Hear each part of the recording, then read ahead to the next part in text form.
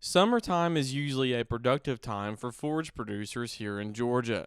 However, Mother Nature had other plans as it's been nothing short of a headache, as at first there was too much rain, then not enough, mixed with scorching temperatures.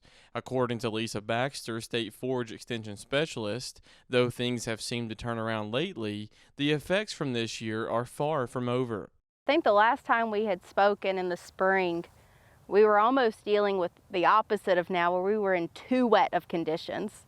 We've pivoted since then. Don't let the green grass behind me fool you. We've had some periods of pretty extreme drought throughout parts of Georgia. So the worst graphic that I saw, certainly 60 to 70% of our state was in some level of a D1 to D2 drought. The problem really was when that drought hit, because that was June to early July for a lot of us.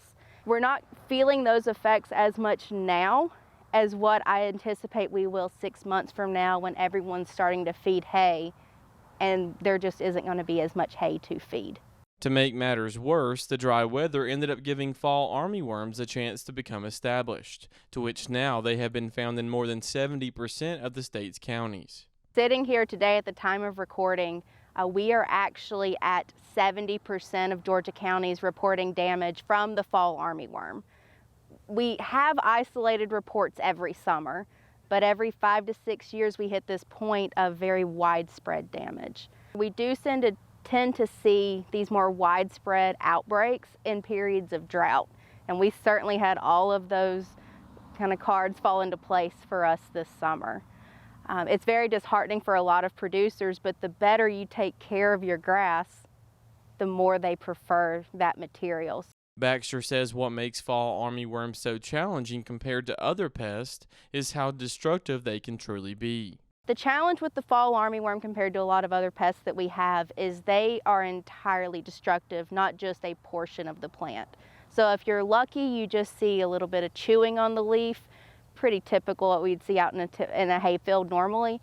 But in these big widespread instances of damage, that's where we start getting into total field loss if we're not careful and being proactive with our insecticides. According to Baxter, the most important thing that can be done right now is being proactive and thinking ahead, as she believes resources may be hard to come by later in the year.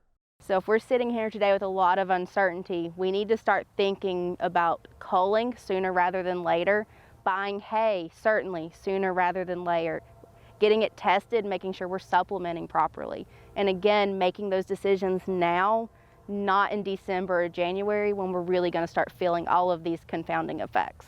Baxter recommends contacting your local extension office if you need assistance with managing fall armyworms or any other forage pest. Reporting in Tifton for the Farm Monitor, I'm John Holcomb.